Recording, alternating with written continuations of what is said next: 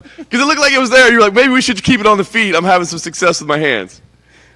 Yeah. Another thing, too, like I thought he was going to be a little bit – he was physically strong, but I thought technically – I know he comes from a judo background. I thought his hips and his grip strength was going to be better against the fence. I took myself down every time, you know. When I was on the mat, it was because I jumped guillotines. And you miss all the ones you don't jump, first of all. But I thought he was going to be a little bit tougher with the takedowns against the fence. Yeah. Last thing for me, I mean, you're at a point in your career where you kind of call the shots. I mean, you've earned it, right? But, I mean, does a title shot, does that matter to you? Is that still the goal, and is that what you would like to see next for yourself, or is it too early to make a call like that? I mean, that's the only reason I'm fighting. When I started fighting was to be the world champion, to be the best in the world, undisputed. But we got to see. I got to get home and see what makes sense with my coaches and my wife and my management and just see what's next. I don't know.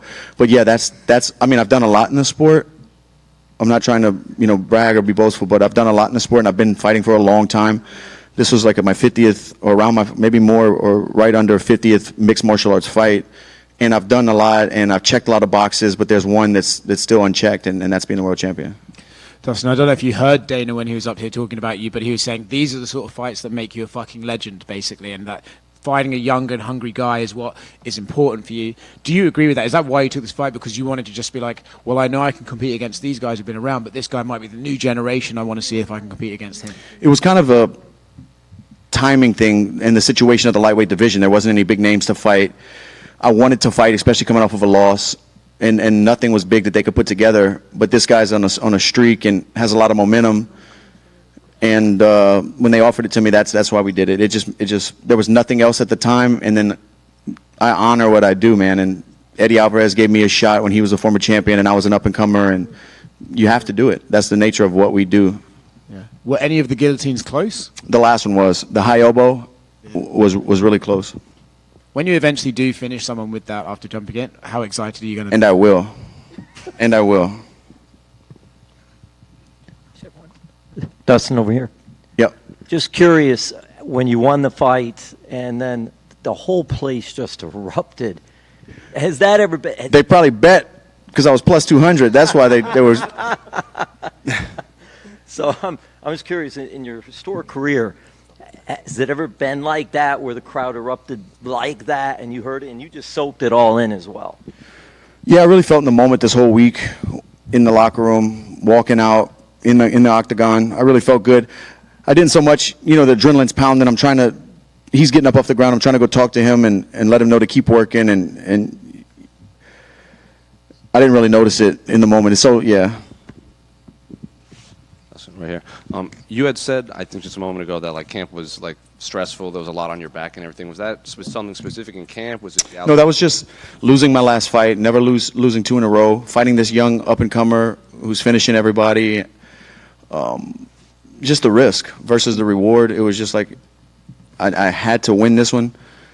For me, I felt like. So that was more stressful because I was putting it on myself.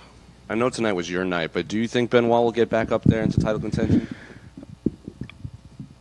I mean, he has the ability. He's proven it with all of his wins. This is his first time getting finished. His first loss in his career was to a welterweight, I think, not on a full training camp, on short notice. So, and he's still young. If he dedicates himself and picks himself back up, and obviously he has the mental fortitude to do it, he's a military veteran, so he's been through some things. If he decides to do it, I think he can. I felt it in there. He's very strong, and if he keeps evolving, getting better, he'll be right back where he was. Forgive me if this is an ignorant question for your Louisiana, but there is a lot of French connection in Louisiana. Was there any sort of how do the people there kind of receive Benoit? Because obviously you said anything you post would just be filled with French flags, but how did the actual And I understand that they're supporting their guy. MMA just got legalized not that long ago in their country, and it's a growing sport. So I understand that, but no, there's a lot of French in Acadiana where I live in Lafayette. My dad speaks fluent French. A lot of the Cajuns in Acadiana came from French Canada. We got kicked out and relocated to Louisiana. Well, Conor McGregor actually tweeted a good fight between a couple Frenchmen and even tagged the French, was it president or prime minister, whatever they have over there. Yeah. Well, he felt that right hook too. Just one quick one over here, Dustin. You spoke about in media day how you and Gamrot had great training camp, and obviously you were primary training partners with him. So how did it feel going 2 for 2 with him tonight? It felt great, and we pushed each other so hard this training camp. After his fight with RDA, he came back and stayed in the locker room the whole time. He's such a great teammate, hard worker. His nickname is perfect. He's a gamer, bro. He pushes hard. He's a maniac. But he told me in the locker room, remember, champ, don't jump guillotine. Don't do it. Circle off the fence. Don't jump guillotine. He told me that multiple times. What do you think would be next for someone like him? I mean, some people said that he shouldn't have probably taken this fight, or what do you think should be next for me after that fight? For Gamrot? I mean, he beat a legend. He beat a former champion, a guy, I don't know if he's in the Hall of Fame. He's going to be a Hall of Famer. It's a great win on your record and a tough guy who's proven himself time and time again. And Gamrot has some great wins, He beat Armin, lost to Benil, but he's a hard worker, always in the gym, always getting better. I think he belongs at the top of the division fighting for a contender status. Dustin over here. I know you just fought, but what does a path back to a title look like for you, you think? Man, it's tough to say. I don't know. The lightweight division has been so murky and not a clear path to anything for anybody. And now it's even more so with Max coming up. Let's say he does beat Gaethje. Does he stay at 55? What's happening? I don't know. I don't know what's next for me. What opponent makes sense? Who's available? There's a lot of questions. And I don't know. I know your focus is on the belt, but a lot of people talk about a potential trilogy with Justin Gaethje, since you guys are 1-1, and a lot of people are still kind of waiting on that Nate Diaz fight because it was booked at one point. A lot of people were excited for that. Do you see any of those two fights happening before your career is said and done? Man, I have no clue. Nate was a fight I always wanted. Gaethje hit me with the Hogan boot, so we might have to do it again. It's tough to say. I don't know. Thank you. Thanks. Dustin right here to you, right? Speaking of the Hall of Fame, they actually mentioned on the broadcast tonight that's somewhere that you're going to end up someday, and obviously tonight another fight of the night, and I'll tie in another record. I mean, when you look ahead to that, what does that mean to you to hear that from a broadcast team, especially that has a Hall of Famer on it? We've been talking about it this whole week with my coaches. For the weigh-ins, they announced a future Hall of Famer.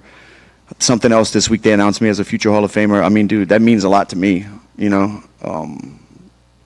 That's something special. I'm so happy for Joanna to get in. She earned that for sure. And I'm just happy for her. She's a hard worker and done a lot in the sport, and especially for women's MMA. She deserves to be in there. If that's my destiny, I would love to be along those great names that are in the Hall of Fame. It's kind of surreal, honestly, because time flies by so quick. I just remember being a kid, praying, just give me one chance to fight in the UFC and show these guys what I'm made of, and now we're talking about that. It's just it's crazy. At the same time, is it just a little bittersweet almost, where you're like, hey, I'm not done yet, I still got a few things to do? Yeah, like I've said before, I have tread on the tires, and I think I can beat a lot of these guys. I can compete with the young guys. I can beat anybody in the world, I feel. We'll see. I don't know. I don't feel like it's... I'm 35. This is my 30th fight in the UFC, so we'll see. Thanks. Hi, Dustin. Were the guillotines part of the plan, or just you? No, everyone told me not to jump the guillotine. Mike Brown told me 100 times this week.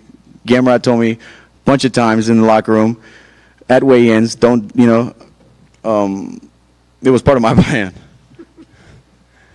Not the coaches. And I'll jump another one, I promise you. Thank you, guys.